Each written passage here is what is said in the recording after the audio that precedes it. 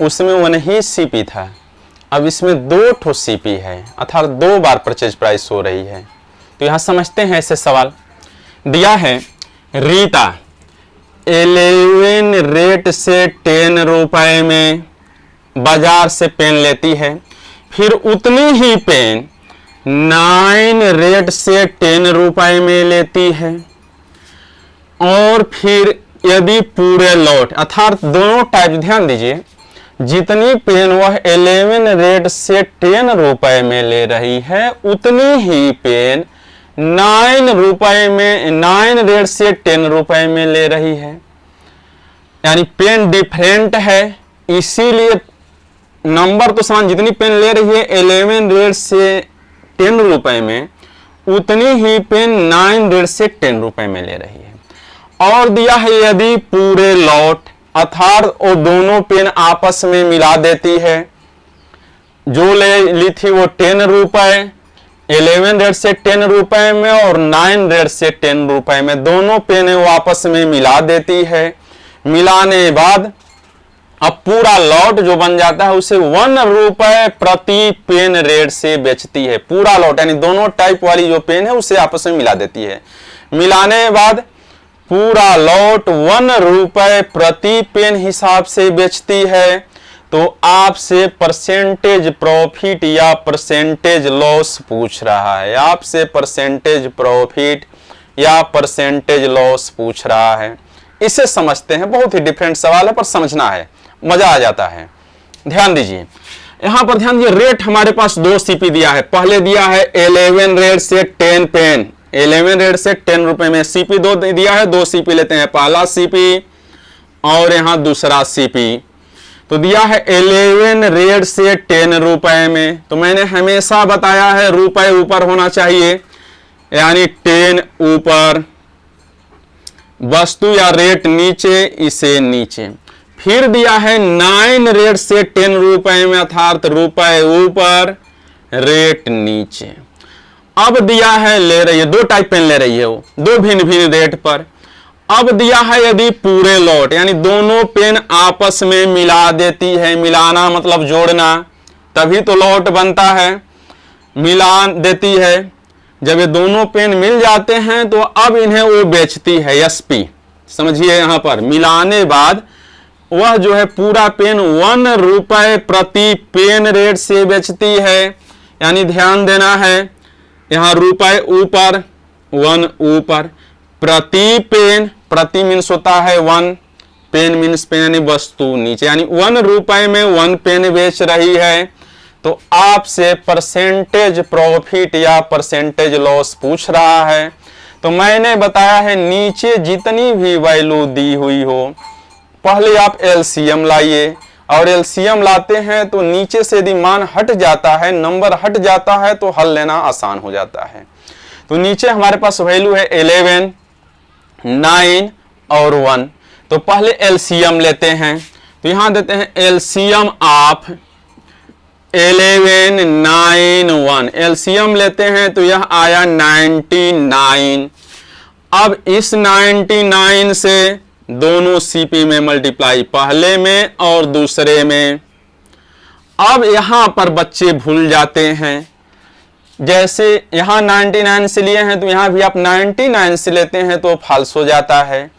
यहां पर CP मिलाइए, plus हो रहा है, यानी सीपी में 2 बार 99 से मल्टीप्लाई हो रहा है और जोड़ रहे हैं, तो यह 99 और 99 दोनों जोड़ने बाद जितनी वैल्यू आती है उसी से इसमें मल्टीप्लाई लेते हैं। तो 99 जोड़ते हैं तो यह आता है 198।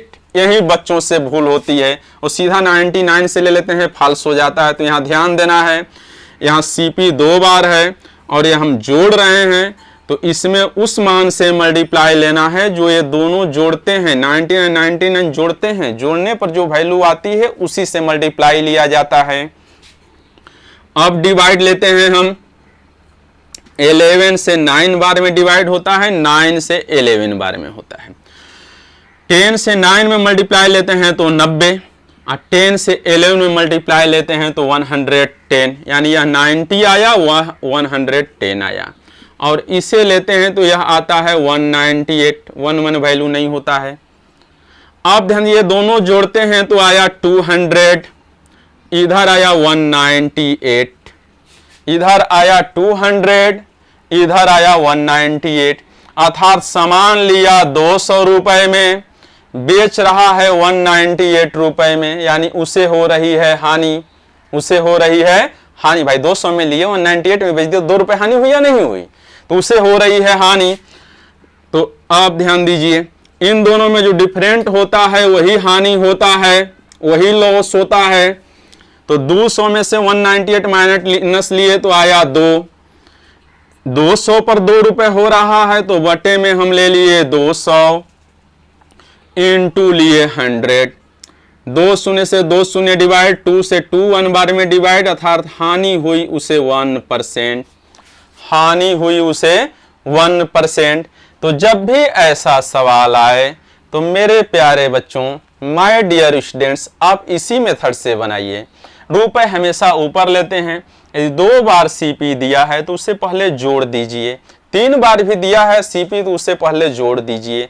तब यदि आप इस मेथड से बनाते हैं तो ये आसानी से बन जाता है। इसी पर हम चलते हैं दूसरा सवाल, जिससे यह पैटर्न भी पूरा स्पष्ट हो जाए और परीक्षा में सवाल आए तो आप उसे अच्छी तरह से बना जाएं। तो चलिए इस पर समझते हैं हम दूसरा सवाल इसी पैटर्न पे। तो ध्यान दीजिए, समझते हैं ये भी सवाल हम। यहां मिला दिया है व्यापारी 50 रुपए में 5 पेन और फिर 50 रुपए में 6 पेन लेता है, तथा 100 रुपए में 11 पेन बेचता है। तो आपसे परसेंटेज प्रॉफिट या परसेंटेज लॉस पूछ रहा है। ध्यान देना है, यहां पर सीपी 2 बार दिया है, पहले 50 रुपए में 5 पेन ले रहा है, फिर 50 रुपए में 6 पेन ले रहा है। यानी हम सीपी जब 2 बार दिया है तो सीपी हम 2 बार उतार लेते हैं। परचेज प्राइस अर्थात जिस दाम पर वो सामान बाजार से लेता है। फिर ध्यान देना है, एसपी 1 बार ही दिया है, यानी 100 रुपए में 11 पेन बेचता है, तो एसपी हम 1 टाइम्स दे दिए। अब समझते हैं, मैंने बताया है ऐसे सवालों में रुपए हमेशा ऊपर, अर्थात 50 रुपए दिया है 50 ऊपर, वस्तु नीचे, 5 नीचे ले लिए। अब ध्यान दिए, यहाँ दोनों पेन मिला देता है, 5 और 6 तो 11 पेन होता है, यहाँ 11 पेन बेच रहा है, अर्थात मिला दिया है, मिलाना मतलब जोड़ना। तो यह दोनों सीपी हम जोड़ देते हैं। यह दिया है 50 रुपए में 6 पेन, तो 50 ऊपर 6 नीचे, रुपए हमेशा ऊपर, बराबर दीजिए एसपी 100 रुपए में 11 पेन बेचता है, 100 रुपए में, तो 100 ऊपर 11 नीचे। अब मैंने बताया है जब भी ऐसे सवाल आए आप नीचे जो वैल्यू दी हुई हो आप एलसीएम लीजिए। एलसीएम जब भी लेते हैं तो इसे हटाना आसान हो जाता है। तो हमारे पास जो भी मान दिया है पहले एलसीएम ऑफ ले लीजिए, 5 है, 6 है और 11 है। एलसीएम लेते हैं तो ए आता है 330, इन तीनों नंबर्स एलसीएम आता है 330। अब जो भी एलसीएम आता है उससे इन तीनों में मल्टीप्लाई लेते हैं, मैंने बताया है। तो इसमें भी 330 से मल्टीप्लाई लिए, इसमें भी 330 से मल्टीप्लाई लिए, पर इसमें 330 से नहीं लेना है, ध्यान देना है, यहीं पर फॉल्स होता है बच्चे, 330 से ले लेते हैं। यहां 330 और 330 ये प्लस से जुट रहा है तो दोनों जोड़ते हैं और जो वैल्यू आती है उससे मल्टीप्लाई लेते हैं। तो 330 जोड़ते हैं तो ए होता है 660। अब डिवाइड लीजिए इससे, तो 5 से लेते हैं तो 6 5 66 बार में हुआ, इससे लेते हैं तो 55 बार में होता है। अब इससे इसमें मल्टीप्लाई लेते हैं तो यह आता है 3300। 50 से 55 में मल्टीप्लाई लेते हैं तो यह आता है 2750। अब 11 से डिवाइड लेते हैं तो 60 बार में होता है, 60 से 100 में मल्टीप्लाई लेते हैं तो यह आता है 6000। अब यह जोड़ते हैं तो यह आता है 6050, इधर आया 6000।